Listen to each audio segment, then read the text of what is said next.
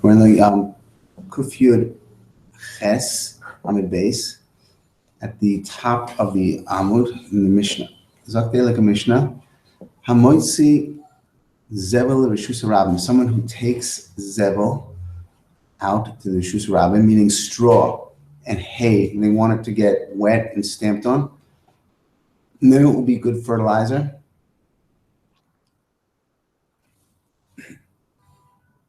The person takes it out and it has to be immediately taken away by the person who wants to use it. It shouldn't be left around for a long time. Zevel, I guess, is already it's already worked over, like softened up.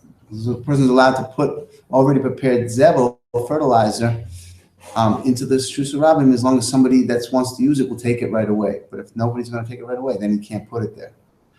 Ein Sayrin Tit B'Shus Rabim. The person is not allowed to soak mud, which is used for making bricks, or for in the Shus Rabim.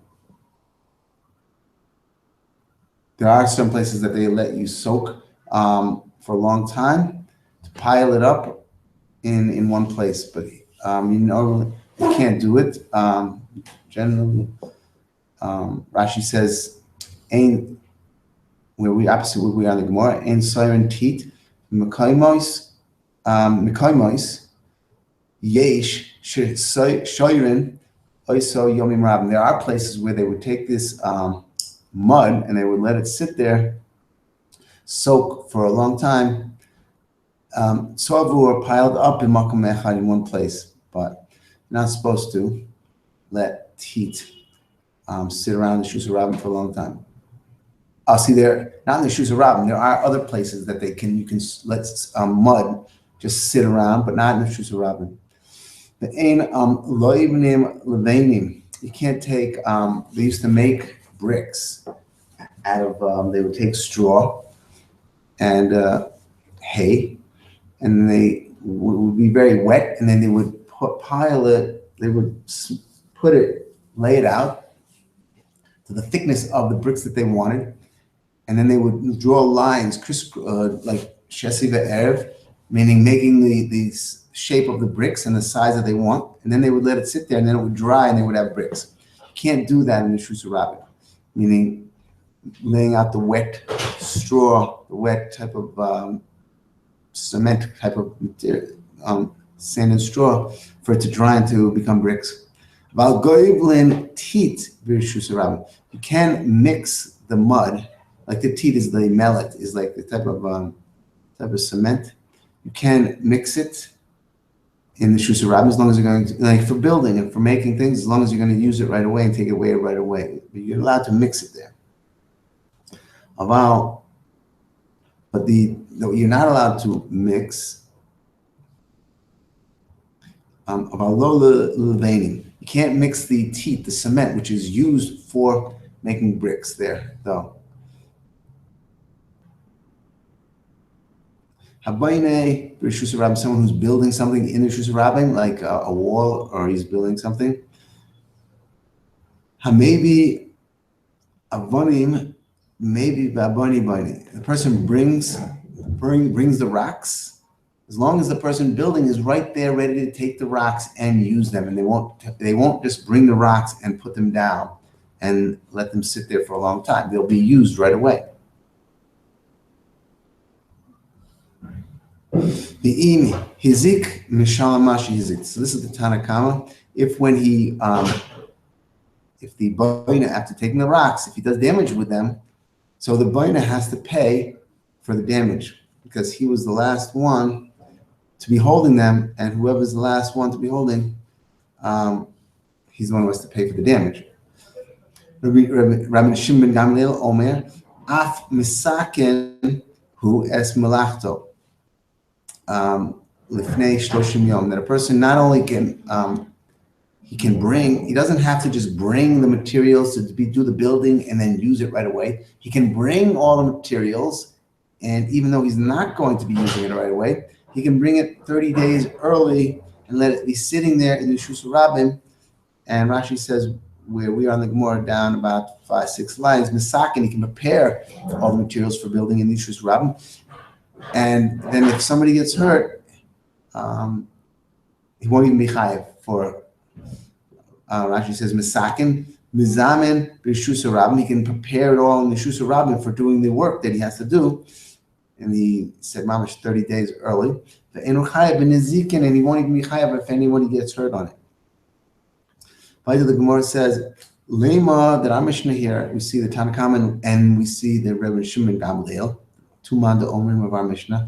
The Tanakhama seems to imply that if a person will be, has anything brought to the Shus Rabbim has to be used or taken away right away. You can't let it sit around. Then it said if anybody gets damaged, they will have to pay for the damage that they caused. So the Gemara says it doesn't seem like our Mishnah can be going according to Rebbe Yehuda. Lema masnisin below Rebbe Yehuda.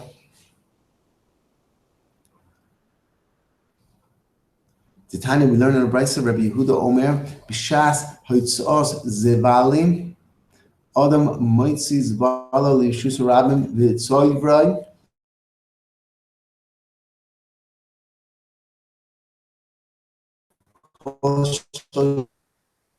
That are picking zeval, meaning the straw and tebet out into the Yishus Rabbim for it to get softened, that it can be used for fertilizer. Hoitzos is baling. B'shas hoitzos zvalim, and Adam is moitzi zvalim. You can take at the time when zvalim is allowed to be taken out to the Yishus Rabbim, a person can take it out, and the Yishus Rabbim. It's like in the wintertime, but anyway, the streets are very filled with junk anyway. The person's allowed to take their straw and tebet out there to get softened up. The Yishus Rabbim, the tzoyver, when he can pile it up, kol shloshim yom. He has to, every 30 days, he has to pile it up. So if he brings it there and then it gets scattered, he has to repile it again after 30 days. And that the reason for that is to put it there is that it should get crushed by as people walk on it. And then to repile it up is so that people don't get hurt on it.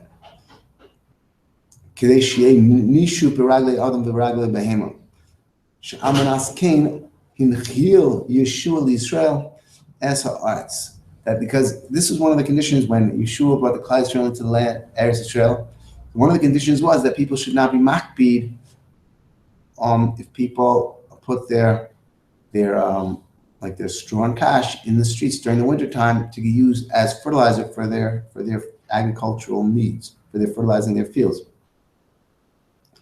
So that's why it's really, we see there's a heter to put it into the Shus Rabbim. And therefore, as Rabbi Yehuda is saying that it's muter, Chazal gave us a heter to put this into the Shus Rabbim. So therefore, it can't be, the Mishnah doesn't seem to be able to be Rabbi Yehuda, because the Mishnah says that person will be chayiv if anybody get damaged. And Rabbi Yehuda says that a person is allowed to put them things out into the Shus Rabbim. And you see, even for a long time, every 30 days he has to repile it up. He can put it there for a long time. He doesn't have to take it away right away. It's mashma that if he can put it there right away, then he wouldn't be chayiv if anybody got damaged. Just like we saw with Rebbe Shimon Gamliel, that a person can, when they gave the right to prepare for working, they allowed him to prepare 30 days in advance. And if anyone got hurt, he wouldn't be responsible. So here too, if Rabbi Yehuda is saying that a person has the right to put his zevalim out every 30 days, then he probably wouldn't be responsible if anybody got hurt either. So it doesn't seem that Rabbi Yehuda can be the Tana of our Mishnah. Rabbi Yehuda can also be the Tana of our Mishnah. Filu Tema Rabbi Yehuda can be the Tana of our Mishnah. It's just that Murder Rabbi Yehuda She'im Hizi Chayiv L'Shalom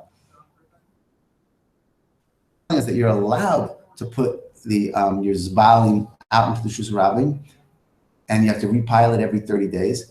True, you're allowed, but if somebody would get damaged, then the person would have to pay for the damages. And that could be our Mishnah. And the meaning, and Rabbi Yehuda could agree that if somebody would get damaged, they would have to pay. And that could be what our Mishnah is talking about when it says that if somebody gets damaged, they would be chayav to pay that you people are allowed to put their stuff out into the Shus HaRabim, and if somebody gets damaged, they will be have to pay for the damage that they caused. So then why does our Mishnah say that you have to clear it away right away? So Rabbi Yehuda would say that that's only an Eitz Taiva. Really, you don't have to clear it away right away. You're allowed to keep it there, and true, you'd have to pay if there was any damages. And why did the Mishnah say clear it away right away? That was an Eitz Taiva, how not to become chayiv, how to prevent people to get hurt on it, so the person would be chayiv. And that would be b'diuk. Rabbi Yehuda would be holding like that. That could be what Rabbi Yehuda is saying, that you're allowed to keep it there, and you allowed, but you would be chayiv if someone gets damaged, and the Mishnah would be telling us in Eitz Tova to remove it right away so that people don't get hurt on it, because there will be a chayiv to pay if they do get hurt. Rabbi Yehuda holds that that person could be chayiv. Here we have a kasha about Tanan. We learn in the Mishnah that Rabbi Yehuda B'ner Chanukah potter mipnei shehu oisei b'reshus. So we see Rabbi Yehuda holds. We had this in Baba Kama. That the flax on the back of the camel. If somebody had, if the chenveni had his ner Chanukah in front of the store, and then it lit the flax on the back of the camel. Rabbi Yehuda held that the chenveni was potter. Because he did it b'reshus, he had permission to put in front of his store, and therefore he's potter. So there we see he's not mamash not chayiv. Not like we are learning here in according to Rabbi Yehuda that he would be chayiv if there was damage caused. It says at the Beis Din, isn't that case of the camel talking about that Beis Din gave them permission to put the Chanuki in front of the house, and therefore that would have been exactly the same case as putting the Zabalim in the street. The Beis Din gave us, just like when it was one of the conditions when they inherited the land, that you're allowed to put your Zabalim into the street. That would be the Rishus Beis Din. And therefore, and here we see Rabbi Yehuda says the person will be putter if somebody gets damaged. So that's the kasha of Rabbi Yehuda. The more answers, no. This is not talking about with the Chanukias. That's not talking about Rishus Beis Din. That Beis Din says, yes, you can put your Chanukia out in the street. Lo, Rishus de Mitzvah. Rishus Beis Din Stam, that they said you can do something like put your Zabalim into the street to let it get trampled on and get it soft. The Chazal made a mitzvah for Persumi Nisa that everybody should put a Chanukia in front of their house. So it's not a Rishus Beis Din, for that Chazal enacted a mitzvah that everybody should put in the house. And that's different already. That they would be told, made a mitzvah to put it in front of the house. Something like that. Then we can understand he could be there. But if there's only Chazal, Rishus Beis Din, to be able to put the Zabalim and other things in the Shus HaRabim, there he could say, then they will be responsible. He will have to be. Whereas with Rishus Mitzvah, then we can understand there will be a difference. You don't have to pay for it. In fact, more about Tana, we learn in a brisa called Elu she'amru mutarin lekalkel b'Rishus HaRabim. There were different things that were told that your people are allowed to put into the Shus HaRabim in order to get them softened up and ruined. It's a brisa that says whenever the Chazal told us we can do this, im hizik, if someone got damaged with these things, chayev l'shalom, there is a chiyuv for the person who put them there, even though they had permission to put them there. There is a chiyuv to pay for the damage that they will cause. It's Tanakama though. Rabbi Yehuda says in all of these things that Chazal gave us reshus to put into the Shus HaRabim, and if somebody gets hurt, they're potter. That's talking about Rishus Beis Din. That's not talking about Rishus Mitzvah. Some of the examples of what they allowed people to put into the Shus HaRabim was, for example,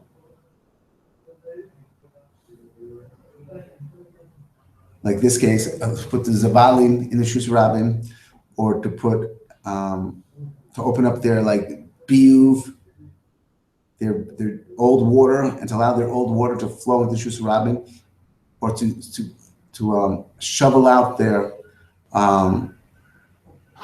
they're like storage areas that during the rainy season, like manure out into the street. All of this they were given reshus to do. And then Rabbi Yehuda's shita was that even though they were given reshus, if a damage will be, the Tanakhama said if damages will happen, there'll be a chiyuv. But Rabbi Yehuda said if damages will happen with this, there'll be potter. So that's not like we were just learning Rabbi Yehuda, that when it comes to reshus based in that they would be chayav. Rabbi Yehuda says before with reshus based in person any damages, there will be a patur. So therefore we see that it really does seem that Rabbi Yehuda cannot be the Tana of our Mishnah. Because like our Mishnah, Rabbi Yehuda does seem to be saying that there will be potter on any damages will be potter. And our Mishnah says that if there's damages from the Zavalim, that there will be chayav.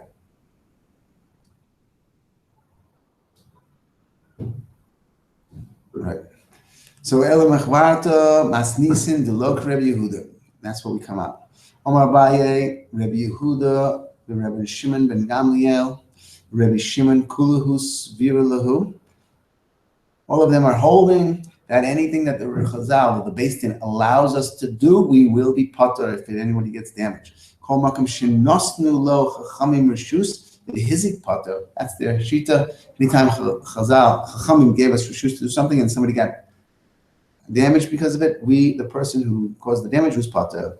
Rabbi Yehuda, what are the cases? Rabbi Yehuda, this one that we just learned, putting the Zavalim out in the Shus Harabim, he would be potter.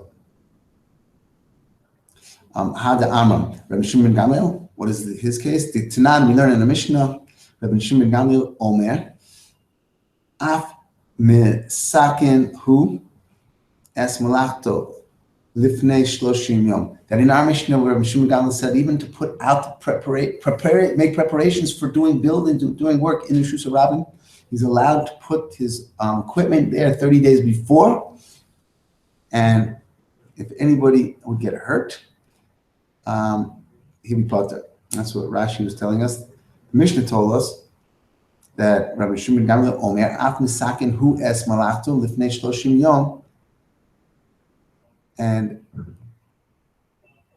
Rashi told us opposite the white lines in the Gemara and the Rashi's Misakin Mizamen, to prepare his materials. B'Reshus Harabim Be'eno Chayav B'Nezikin, that he'll be potter from Nezikin. Here's the case of Rabbi Shimon Gamliel, that if Chazal gave us, the Chachamim gave us reshus to do something, then we're potter for any hezek which comes from it. Rabbi Shimon, the Tanam, we learn in the Mishnah, Haya Ma'amido Be'aliyah. We had a case, there was a case, it was in Baba Kama, when a person wanted to put different types of ovens in his upstairs apartment. He has to make sure that the floor, the aziva, floor thickness, which covering of the rafters with cement, has to be a certain thickness. So it says the Haya Ma'amido Bali, if you want to put his larger tanur in the second floor, you have to have distance from the floor has to be 3 tefachim. The ubikira, which is a smaller stove, a tefach. There has to be an airspace of a tefach between the kira and the yaziva in order to have an oven in the second floor. V'im hezik, if damage happens, mishalamash hezik. That's the Tanakama. This was a Mishnah. But Rabbi Shimon says that no, if damages happens, the person's potter. Lo amru kol shi'uim halalu, shi'im hizik potter milashalam. To tell us that if you follow by their instructions, that then you are potter. If something happens, then the person has fulfilled all of his requirements and he can be potter. That was the case where Rabbi Shimon says that if Chachamim told us we can do something, give us reshus, damage comes from what they told us. Tana Rabbanu, we have a brayso that says achatzav shemosar l'satos. Chatzav is a person who hews the rocks out of the mountain in the coarse, and it comes in the coarse form. and then it's not yet smoothened and shaped, he gives it over. He has to shimosa. He has to hand it over to a satos, who then shapes the rock, makes it smooth and square. And that's what he does. And all of this is done like in the mountains where they hewed it out. They don't take it and then bring it. They hew it over there in the mountains. And then if the satos will then drop it and damage, or if the object itself gets ruined, the one who had it and was working on it, the last one that was has to pay for all the damages, whether he damaged the third party or whether he damaged the object. So he's chayav to pay. So it's a satos, shemosa lechamar. If the person, after having hewed it into a square block, smooth square block, he gives it over to the transport, to the donkey driver who takes it on a donkey. Chamar, chayav, and then something happens for a while. It was in the shoes of the chamar, last one that was holding on to it. So then all damages that come from it. Chamar, shemosa lekatef. That lekataf, he handed it over to the person who then carries it on his shoulder over to the builder. The builder will then put it into the wall. The kataf, and then kataf chayav. If something will happen as the kataf has it, is carrying it, the kataf, the last one to be working on it, is chayav. Chayav kataf. Right. Chayav. Hakataf shemosa lebanai. The kataf then carries it over to the builder. Gives it over to the builder. The builder is supposed to put it into the wall. If something happens to it, the rock, or to the if it damages something or somebody, the banai is responsible. A banai chayav, he'll be chayav. Now, a banai shemosa la'adrichal. The banai, there's an adrichal standing there next to the banai, and the adrichal actually places it on the wall with exactly the right position where he wants it to be, and then the banai puts the cement in between. The banai is giving it over to the adrichal, like the architect or the Mendez. If it will fall from the adrichal chayiv. The adrichal will be chayiv because he was the last one that had it and it came from him, as it was in his hands.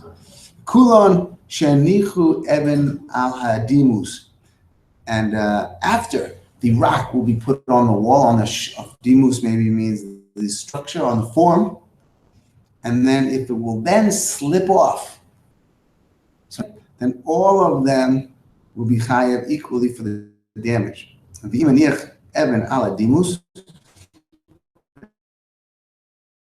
azeka kulan chayav. I mean, all of, even like the first people. Rashi in the wide lines of Rashi's, about 6 lines down in the wide lines of Rashi. Kulan, all of them will be chayav. Elu shayu shutfin, all of them that were partners in building the structure.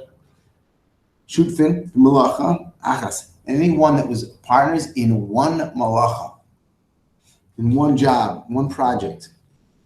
Mishanichu even al hadimus, and when they put the even on the structure, on the form. Shuas abinyan. Shuas abinyan means the walls of the building is the dimus.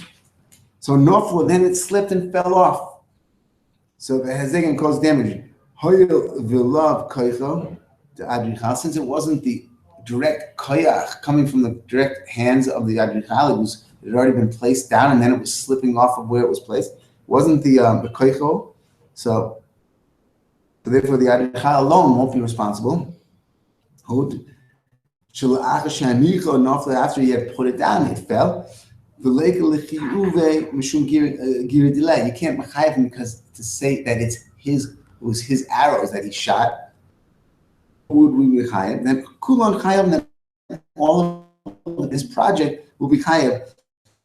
Yachad shekulan shutofin b'davar. All of them are shutaf in this project. But aleihen, it's on all of them to make sure that the project is malacha. So it's to do the malacha.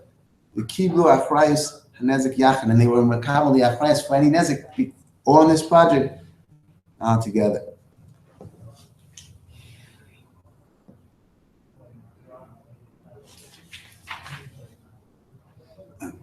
Back in the Gemara, just before the Mishnah, Kula and Chayovin Mishalim. Back to the Gemara, we learn in Brisa Achroim Chayev, Kula Peturim. Up until now, we have a Brisa that says that the last person that is dealing with the object will always be the one that's Chayev, and everybody else will be part of it. It's a Brisa, which is learning totally different than this. That was when each person was subcontracted and was hired just to do that particular job. They weren't on a completed opinion. Each one was just doing his small part. Cable all slips off the wall. That's when they